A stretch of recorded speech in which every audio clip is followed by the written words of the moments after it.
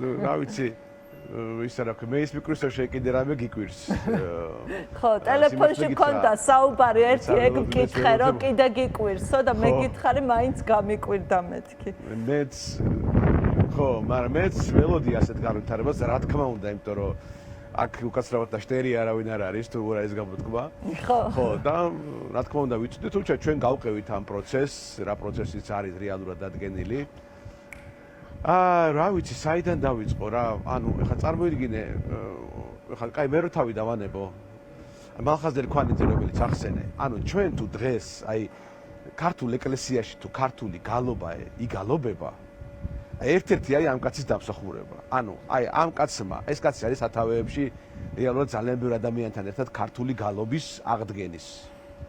აი ეკლესიაში თუ ისმეთ ქართულ გალობას, მალხაზ გექვანიდეს იქ აქვს უდიდესი წვლილი. აი თუ ბევრი სიმღერა, აი ხა რა ვიცი, რამდენი შემიძლია ჩამოგეცოროთ, ამ კაცის გაცოცხლებულია და თუ ვინმე ახალგაზრდა იცით, კარგი ხალხური სიმღერის და გალობის სპეციალისტი, უმეტეს შემთხვევაში მალხაზ გექვანიძეა მათი პედაგოგი. აი წარმოიდგინე რა კაცზე გელაპარაკებით.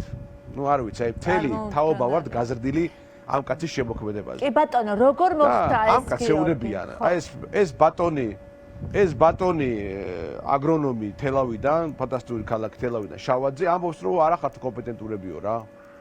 მოდი ბიჭებო, მაგრამ არის არაფერიო. ხო, მაგრამ მე ხარ ხოთაშორის ძალიან მარტივი კომისია იყო, ასე ვთქვათ, მოდი პირდაპირ კონტროლი იყო ცირკი, ჩვეულებრივი რა, Zoom-ში დავსხედით და ვამტკიცებდით, რომ ვართ კომპეტენტურები რა. ჩვენ ყველა. და იქიდან ხალხი გვისმენდა, ძირთად არავინ არ იყო, არა, ძირთად კი არავინ არ იყოს მუსიკოსი. საერთოდ. ანუ ზოგი არის ბიზნესის წარმომადგენელი, ზოგი აგრონომიზის, ზოგი ფიზიკიდან თუ რაღაც, სხვადასხვა ადამიანია რა. და სასაცილო რა არის, იცი? ვიკა, რომ ექსპერტები ვიც იყვნენ მოწვეული, ანუ დარგის სპეციალისტები, ხო? ანუ ვინცაც კომისიამ უნდა დაუჯეროს, ხო? ანუ მათი უმეტესობა იხვეწებოდა, რომ კარგი ხალხი არიან და მიეცით ეს აკრედიტაციაო რა. ხო, მაგრამ ანუ მათ მაინც გადაწყვიტეს, რომ ნუ არაო რა, არ ვენდობითო, არც თქვენ ასეს არ ვენდობითო და არც ესენი არიან, ისე რა ქვია, სპეციალისტებიო, თუ კომპეტენტურებიო. ხო და ნუ ეხა მდგომარეობა არის ასეთი რა. მე ხოთაშორის დღეს Facebook-ზე მეორე სტატუსის დავდე და ეს ბატონი შავაძე აგრონომი მიდან თელავის უნივერსიტეტიდან გოგებაშვილის სახელობის. მე დღეს მოვნიშნე და უთხარი, რომ ერთ კვირაში მათ უნდა წარმოადგინონ დასაბუთება. ეხა ყველა საინტერესო არის ეს რა. ეხა ხო გამოგვიცხადეს რომ არ ახათ კომპეტენტურები, მაგრამ ეხლა რომ დაასაბუთო რატომ არ ვართ კომპეტენტურები. ანუ ერთი კვირა აქ ამისთვის ვადა რომ დაწეროს პროცესი. ანუ ეს არის აუცილებელი რაღაცა რომ დამეთოს. რას დაწერენ? ხო და აი მაგას ვამბობ რომ აი მაინტერესებს მეც ხო გაინტერესებს რას დაწერენ. ეხლა მე მაინტერესებს და მე უთხარი ამ კაცს დღეს მივმართე Facebook-ზე რომ მე მინდა რომ მას მოუწყო ღია ეთერში Facebook-ზე და გავაკეთო ამის განხილვა. აი იმას რას დაწერს ჩვენ რატო ვართ არაკომპეტენტურები. აი ეს უნდა განვიხილო პირდაპირ ეთერში Facebook-ზე. იმიტომ რომ ეხლა შენ ხო იცი კარგად რომ ამის გაგრძელებას აზრი არა. სად წავიდე? სასამართლოში წავიდე? ანუ ისედაც მეტყვია რომ რადგან შავაძემ თქვა არაკომპეტენტური რომ იმ შავაძესაც ხო უთხრეს რომ ესე თქვიო, ხო? შენც ხო იცი რომ ესე მოხდა. თორე შავაძე გაიცის ორი სიმღერა არ იქნება გადამულად მოსმენელი ხალხურები. რას უკავშირებ ამ ყველაფერს? ანუ ამას ჩვეულებრივად ეხა შიგნიდანაც გვითხრეს ეხა ადამიანები ხო არიან ვინც ამობენ. ას არის რომ ანუ უბრალოდ აქ არის გალობის უნივერსიტეტი ვანო ჩხარტიშვილის ასე ვთქვათ. ანუ მე გადავწყვიტე რომ მათ რაღაცერად ჩვენ გადავწყვიტეთ რომ მათ მოკლედ რაღაცერად ჩაუჯდება საკაც შევეზიაროთ რა სწავლებაში და ეს არ აწყობთ მათ და შესაბამისად ეხა დაახლოებით ხვდები რა მოხდა მე ვინ დარეკა როგორ დარეკა თქვენს რომ ესენი არაკომპეტენტურები უთხარით რომ არიანო და ანუ ამასაც ჩვენო მარტო ჩვენ უნდა გავაკეთოთ ეს ხარტიშვილი წყვეტს ამ ამბავს იყო იქ პირდაპირ მინდა რომ იპასუხო კი იმიტომ რომ მისი დაფინანსებით არის კი მისი დაფინანსებით არის ეს გალობის უნივერსიტეტი და უდაბე ჩვენ გვითხრეს პირდაპირ რომ ანუ იმათი ექსკლუზივი არისო რა და ეხა თქვენო ამასო ვერ იზავთო. ნუ რა ეხა არ ვიცი ეს ქვეყანაში ცხოვრობთ რომ ანუ გალობა და სიმღერა ვიღაც ექსკლუზივი გახდა და წარმოუდგენელია. რა ვიცი ახლა კი ბატონო. ეხა შეიძლება ყველაფერი შეიძლება ვიღაც ექსკლუზივი გახდეს. მადლობა.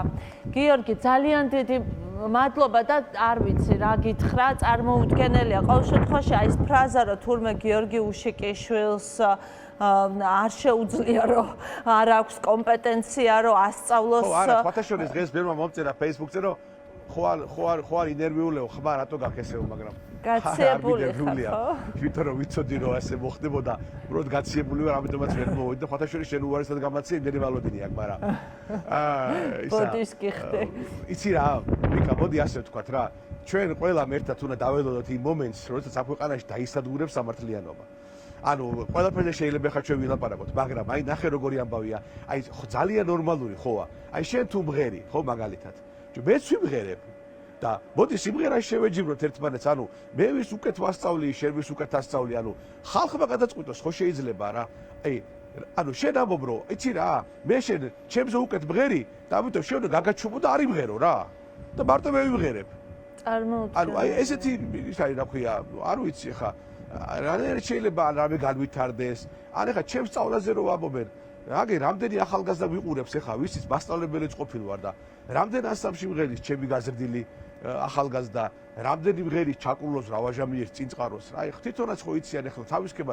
ეხა ისე გამოვდის რომ ვამტკიცებ რომ კარგი მასწავლებელი ვარ, კარგად ვღერი და რა ვიცი ეხლა არ გვინდა, არ ჭირდება, კი ბატონო, მაგის მტკიცება. და უბრალოდ რაც ეხლა ყველაფერი თან არის რაღაცნაირად, ყველაფერს დაკრავს უხერხულობა. აი მაგალითად ეხლა ჩვენ ამ თემაზე ვსაუბრობთ და რა გვიკვირს მართლა ხო? უკანონოდ არიან დაპატიმრებულები, სრულიად უდანაშაულო ადამიანები და ყველაფერში, ცეკვაში, სიმღერაში, პროტესტში, ყველგან არის უსამართლობა პრაქტიკულად და ამიტომ მართლაც არაფერი აღარ არის ხო გასაკვირი, ადამიანებს უშვებენ პოლიტიკური ნიშნით და ასე ვიყავი ფოლკლორის აი ერთ რამესაც ვიყავი თავის დროზე ვიყავი ფოლკლორის სახელმწიფო ცენტრის დირექტორი და ის ხალხი ვის დღეს ახლა აი ამ ყველაფერს აკეთებს ვის დღეს არიან ხო მაშინ სკოლებსაც ხსნიდნენ და ძალიან ბევრ რამეს აკეთებდნენ და აი ბავშვიცა ვარ არასდროს არ გამხსენებია რომ ვინმესთვის რამე ფეხი დაბედო რომ სკოლა არ გაეხსნა ხალხო ნუ აი თუ უბრალოდ ჩვენ ვლაპარაკობთ იმაზე რომ ამ ქვეყნისთვის სიკეთე გვინდა რომ ბევრმა ბავშვმა ისწავლოს აი საქართველოს უნივერსიტეტი წარმოიდგინე წამგებიანი მიმართულებაა ფულის ჩადება უნდოდა რომ პედაგოგებსაც ჰქონდეთ კარგი ენაზღაურება და ბავშვი რაც უფრო მეტი ისწავლის სიმღერას ხალხო ეს ხო უკეთესია აი რაზე ვლაპარაკობთ კაცმა მითხრა რომ შენ არ ასწავლო სიმღერაო აი არ ვიცი ხა რა უწოდოთ ამას საერთოდ მე უბრალოდ ვერ ხვდები რაც უფრო ბევრი იქნება სიმღერის მასწავლებელი, სიმღერის მწოდნე და ასე შემდეგ, ხო უკეთესია უფრო არა ამ ქვეყნისთვის. როცა ეროვნულობაზე ვლაპარაკობთ, კაცო, გული გამისკდა, როდა გამოვიდა და გამოაცხადა ამ შავაძემ, რომ აი ესე მოკლედ თქვენო არაკომპეტენტურები ხართ და ვერ მოგცემთ უფლებას, რომ ასწავლოთ სიმღერა. რა ვიცი ახლა. ყველაფერი კარგად იქნება, გიორგი, დარწმუნებული ვარ და არ ვიცი, მართლა წარმოუდგენელი არაზეც ვსაუბრობთ, იმიტომ რომ ჩხარტიშვილი ახსენე ახლა შენ და მართლა ყველგან ყველაფერში ვხედავთ უკვე აი ამ სისტემის საცეცებს, რომელიც არის ცეკვაში, სიმღერაში, ჩვენს ყოველდღიურობაში, ქორეოგრაფიაში და თან ტრადიციით, ანუ ძალიან რომ ტრადიციულები არიან თითქოს და რატო უნდა ებრძოლო ხალხურ სიმღერას არ ვიცი და გიორგი უშეკიშვილს, რომელიც ძალიან კარგი ვინმე თუ რამეს აფინანსებს იგივე ვინმე ბიზნესმენი თუ გამოჩნდება რამეს დააფინანსებს, მაგრამ ბატონო ჩვენც მოგცეს საშუალება ხო არ შეიძლება ყველგან ეგენი იყვნენ ხო? არ შეიძლება ეს.